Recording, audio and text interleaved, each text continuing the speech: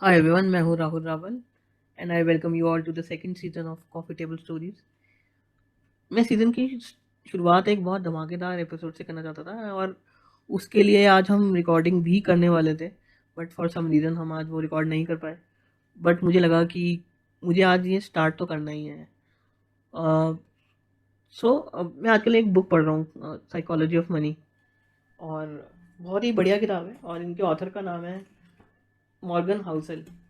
और ये नाम से ऐसा लगता है जैसे ये किताब पैसों के ऊपर है या मनी के बारे में है, बट ऐसा नहीं है। This book is about your relationship with money, right? This book is about happiness, wealth and greed. So बहुत सी इसके अंदर ऐसे लेसन हैं जो कि which will help you in your money matters and as well as in life in general as well. मैंने बहुत सारे दोस्तों को ये किताब रिकमेंड करी है और मैं चाहता हूँ तहे दिल से कि हर कोई ये बुक पढ़े, पर मुझे पता है कि बहुत लोग बुक रीड नहीं करते हैं या फिर नहीं कर पाते हैं। तो इसी में से आज एक स्टोरी मैं बताना चाहता हूँ to start with this season. So probably in the first episode let's talk about the story. तो ये स्टोरी है एक बहुत ही फेमस पर्सनैलिटी की, जिसके बारे में हम सब जानते हैं, Bill Gates, the founder of Microsoft. तो हमें ऐसा लगता है कि कोई भी, जब भी हम किसी सक्सेसफुल इंसान को देखते हैं या फिर उनके बारे में सुनते हैं, पढ़ते हैं, तो हमें लगता है कि बहुत ही हार्ड वर्किंग होंगे वो, और बहुत ही ज़बरदस्त आइडियाज़ होंगे उनके पास, बहुत ही ज़बरदस्त इंटेंशन होगी जिस वजह से वो इतना कुछ लाइफ में कर पाए, विच इज़ ट्रू। क्योंकि इन तीनों के बिना, वो इंटेलेक्ट, वो हार्ड वर्क, वो इंटेंशन के बिना आप लाइफ में इतना कुछ नहीं कर पाते। ये बहुत इंपॉर्टेंट इंग्रेडिएंट्स हैं। बट दो ऐसी और चीज़ें हैं जो कि एक डिसाइडिंग फैक्टर प्ले करती हैं हमारे सक्सेसफुल होने में या फिर हमारे फेल होने में, किसी किसी चीज़ में। और हम हमेशा लाइफ में सक्सेसफुल या फेल नहीं होते, उसमें हम बाद में आएंगे, किसी और चैप्टर को हम किसी और एपिसोड में डिस्कस करेंगे। बट अभी अगर मैं, लक और रिस्क, वो दो एक ऐसे फैक्टर्स हैं जिनके बिना हमारा सक्सेस और फेलियर डिसाइड नहीं हो सकता। तो अब मैं आपको ये समझाऊंगा बिल गेट्स की स्टोरी के थ्रू, ठीक है? तो हम 1968 की बात करते हैं, जब जिस टाइम पे बिल गेट्स हाई स्कूल में थे। उस टाइम पे ग्लोबल आंकड़ों के हिसाब से तकरीबन 30 करोड़ पूरी दुनिया में ऐसे बच्चे थे जो कि उस टाइम पे हाई स्कूल में थे, जिनमें से 1 करोड़ 80 लाख जो बच्चे हाई स्कूल में थे उस टाइम पे यूनाइटेड स्टेट्स ऑफ अमेरिका में थे। जिसमें से अगर हम और फर्दर उसको फिल्टर करें तो 2,70,000 बच्चे उस टाइम पे वॉशिंगटन एरिया में थे जो कि हाई स्कूल में थे। हम थोड़ा और अंदर आते हैं तो तकरीबन 1 लाख बच्चे सियाटल एरिया के अंदर थे जो कि हाई स्कूल में पढ़ते थे। और सियाटल एरिया के अंदर जहाँ पे एक छोटा सा टाउन जहाँ पे बिल गेट्स का स्कूल था, वो एक ऐसा स्कूल था जो कि एक इकलौता स्कूल था पूरे सियाटल एरिया के अंदर जहाँ पे कंप्यूटर था, ठीक है? और उस स्कूल में सिर्फ 300 बच्चे पढ़ते थे, और उन 300 बच्चों में से बिल गेट्स और पॉल एलन्स थे, जो कि जिन दोनों ने आगे जाके माइक्रोसॉफ्ट शुरू करी, ठीक है? तो पर हम नहीं जानते एक और बात, कि बिल गेट्स और पॉल एलन्स के साथ एक उनका तीसरे दोस्त भी थे जिनका नाम था केंट इवेंस। और ये तीनों दोस्त कंप्यूटर में बहुत अच्छे थे, और कहीं ना कहीं कंप्यूटर क्लासेस के दौरान ही या उस टाइम पे कंप्यूटर पे काम करते करते ही इनको समवेयर इंस्पायर हुए और आगे जाके इन्होंने माइक्रोसॉफ्ट बनाई। बिल गेट्स और पॉल एलन ने माइक्रोसॉफ्ट बनाई। केंट इवेंट्स के साथ क्या हुआ हम अभी डिस्कस करेंगे उसके बारे में। पर जब मैं याद करता हूँ कि जब मैं स्कूल में था और मैं अपने दोस्तों के साथ कंप्यूटर क्लास में जाता था, तो हम ज़्यादा सिर्फ पेंट खोल के और छोटी मोटी पेंटिंग बना के बाहर आ जाते थे, क्योंकि इससे ज़्यादा हमें शायद इंटरेस्ट भी नहीं था, और या हम सोच नहीं पाते थे इतना दूर तक कि, या इतनी पॉसिबिलिटीज़ हमारे माइंड में नहीं थी कि हम कंप्यूटर से क्या कर सकते हैं, जो कि शायद सही नहीं था। बट बच्चे थे, और मैं डिस्काउंट दे सकता हूँ अब कि हम लोग बच्चे थे इसलिए हम नहीं सोच पाए।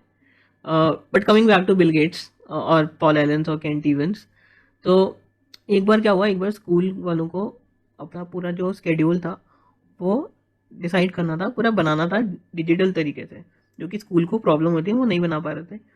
तो उन्होंने ये काम इन तीनों को दिया करने के लिए, और इन तीनों ने बहुत ही आसानी से, बहुत ही जल्दी कंप्यूटर के थ्रू इन्होंने स्कूल के लिए पूरा जो टाइम टेबल है, पूरा स्केड्यूल है, वो बना के दे दिया। स्कूल वाले भी बहुत खुश। और ये करने के बाद इन तीनों को भी समझ आया कि हम कंप्यूटर के थ्रू हम कुछ बड़ा कर सकते हैं। Somewhere something clicked, in their minds. But अगर हम देखें इसके अंदर पूरे कहानी में, तो हमने बात करी थी, हम शुरू हुए थे 30 करोड़ बच्चे जो कि 1968 में ग्लोबली हाई स्कूल में थे। उनमें से सिर्फ हम फिल्टर करते करते आए तो हम पहुंचे सिर्फ लेक साइड स्कूल में, एक ऐसा स्कूल, एक लौता स्कूल जहाँ पे कंप्यूटर था, वहाँ सिर्फ 300 बच्चे थे। तो कहीं ना कहीं बिल गेट्स भी बहुत लकी थे, क्योंकि उनको वो अपॉर्चुनिटी मिली कि वो स्कूल में गए जहाँ पे कंप्यूटर था। क्योंकि अगर उनको मे बी वो अपॉर्चुनिटी नहीं मिलती, मे बी उन्होंने कंप्यूटर नहीं देखा होता दैट अर्ली इन लाइफ, तो मे बी वो इंस्पिरेशन भी ना आई होती माइक्रोसॉफ्ट विंडोज़ बनाने की, राइट। सो कहीं ना कहीं 1 in a million वाला जो केस था, लक थी उनके केस में काम करी। अब आते हैं दूसरा एस्पेक्ट, विच इज़ रिस्क। अब देखते हैं कि रिस्क कैसे प्ले आउट करता है हमारी लाइफ के अंदर, हमारे सक्सेस और फेलियर्स के अंदर। तो केंट इवंस, जो कि तीसरे दोस्त थे इनके, वो भी बहुत होशियार थे।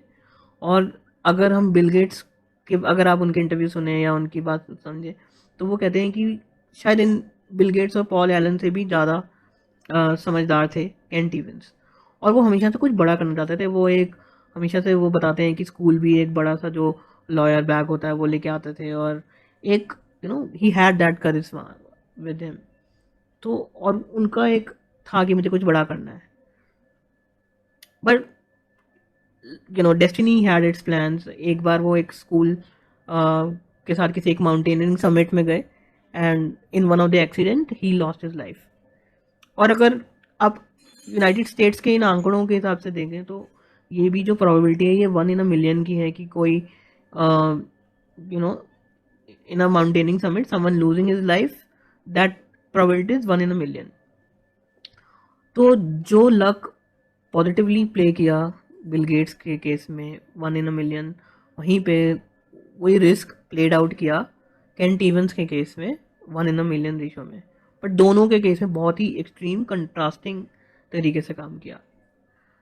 तो the moral of the story is कि हम कभी भी we get very overwhelmed looking at someone else's success, or even in our own success sometimes it gets to our head। या हम किसी और की सक्सेस देख के या तो हम बहुत उसको आइडलाइज करना शुरू कर देते हैं, या फिर हम बहुत जेलस हो जाते हैं। And same with failures, sometimes हम किसी को फेलियर किसी का देख के, या अपने फेलियर के साथ भी, या तो हम किसी के फेलियर में हम उसको जज करना शुरू कर देते हैं कि वो शायद मेहनती नहीं होंगे, हार्ड वर्किंग नहीं है, इंटेंट नहीं होगा। और अपने केस में भी हम अपने आप को भी बहुत डिमीन करना शुरू कर देते हैं, एंड बहुत केसेस में हम डिप्रेस हो जाते हैं और डिप्रेशन में चले जाते हैं। I think in both the cases, be it success और फेलियर,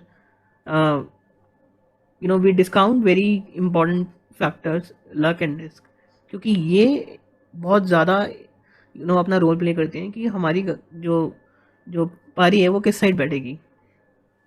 तो आगे से मतलब next time when you see someone or yourself getting successful, or you see a failure in yourself or in someone else, uh, just don't get carried away. There can be many reasons। ठीक है, so मुझे ये कहानी बहुत अच्छी लगी, तो मैं चाहता था कि ये कहानी मैं सबके साथ शेयर करूं। बट आगे आने वाले एपिसोड में हम बहुत अच्छी अच्छी स्टोरीज, बहुत अच्छे अच्छे थीम्स पे पॉडकास्ट और बहुत अच्छे अच्छे कॉन्वर्सेशंस लेके आने वाले हैं। So please stay tuned. And अगर आपने मेरा चैनल और ये पॉडकास्ट सब्सक्राइब और लाइक नहीं कर रखा है तो प्लीज़ कीजिए। और मुझे बहुत अच्छा लगेगा अगर आप ये अपने दोस्तों के साथ, आप जिन लोगों को आप जानते हैं उन लोगों के साथ शेयर करेंगे, और आप खुद भी कुछ सुनेंगे और आगे लोगों के साथ ये शेयर करेंगे। Thank you so much, and please take good care of yourself. Bye bye.